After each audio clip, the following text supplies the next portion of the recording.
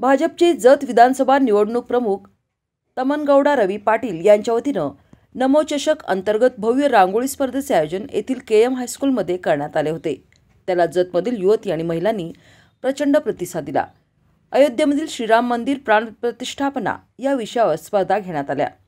स्पर्धेचा बक्षीस वितरण समारंभ ॲडव्होकेट स्वाती शिंदे आणि तमनगौडा रवी पाटील यांच्या उपस्थितीत संपन्न झाला।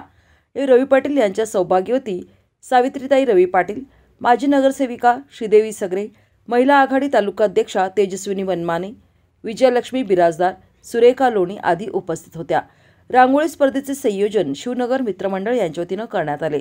यासाठी निशा पाटील, अनुष्का नकाते, स्वप्ना स्वामी, वर्षा गुरकी, सुनील गोसावी, अविनाश काळे, प्रशांत साळुंखे, विनायक फडणीस यांचं सहकार्य लाभलं। तमनगौडा रवी पाटील म्हणाले, जत तालुक्यातील महिलांच्या सक्षमीकरणासाठी विशेष प्रयत्न केले जाणार आहेत।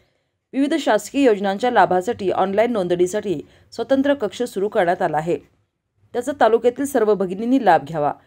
महिलांना सक्षम आणि उद्योगी बनवण्यासाठी आम्ही विशेष लक्ष देणार आहोत।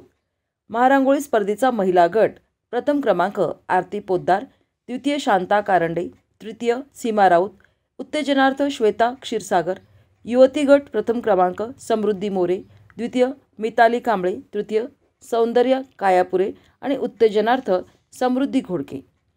पंतप्रधान नरेंद्र मोदी यांच्यामुळे देशातील महिला सुरक्षित असून त्यांना सक्षम बनवण्यासाठी मोदी सरकारनं अनेक योजना राबवल्या असल्याचं प्रतिपादन भाजप महिला आघाडी प्रदेश सरचिटणीस ॲडव्होकेट स्वाती शिंदे यांनी केलं।